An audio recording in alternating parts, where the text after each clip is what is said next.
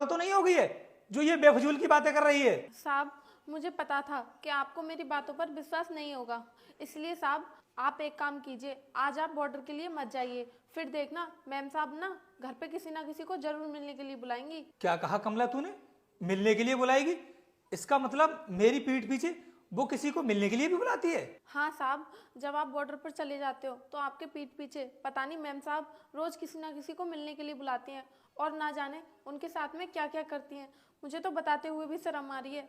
कमला, मुझे तेरी बातों पर विश्वास तो नहीं हो रहा है, लेकिन अगर तू बोल रही है तो मैं तेरी बात पर विश्वास कर लेता हूं। लेकिन हाँ, अगर तेरी कोई भी बात बिल्कुल भी झूठी निकली ना तो देख लेना, मैं तुझे काम से निकाल दूंगा। ठीक है साहब, अगर आपको मेरी बातों पर विश्वास नहीं होता तो कोई बात नहीं, लेकिन आज आप मेरी बात मान कर तो देखिए, भले ही आप मुझे फिर काम से निकाल देना।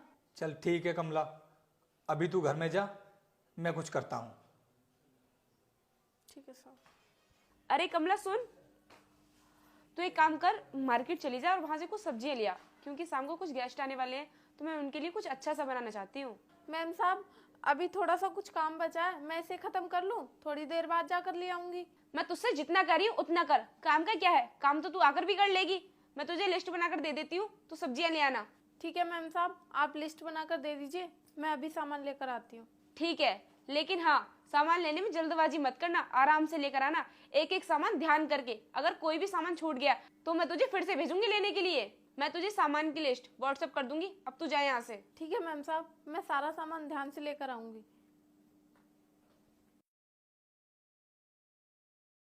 अरे वीर, आ गए तुम। लेकिन तुम मुझे ये बताओ, तुमने आने में बहुत टाइम लगा दिया, क्या कर रहे थे? अरे तुम्हें तो पता है ना रास्ते में कितना ट्रैफिक रहता है, इसलिए मैं थोड़ा सा लेट हो गया।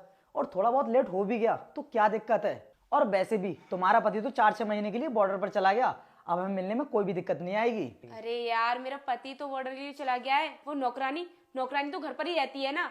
और जैसे तैसे करके मैंने उसे मार्केट भेजा है सामान लेने के लिए, इसलिए हमारे पास 1-1.5 घंटे का टाइम है।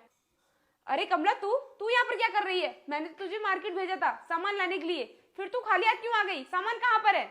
अनुष्का, तुम्हारी नौकरानी ठीक से काम कर ही नहीं रही है, मैं तो ये कहता हूँ इसको ना नौकरी से निकाल दो।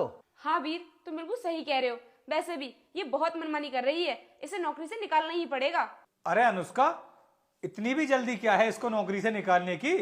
आराम से निकाल देना। और वैसे भी छोटी मोटी गलती तो हर इंसान से हो ही जाती है।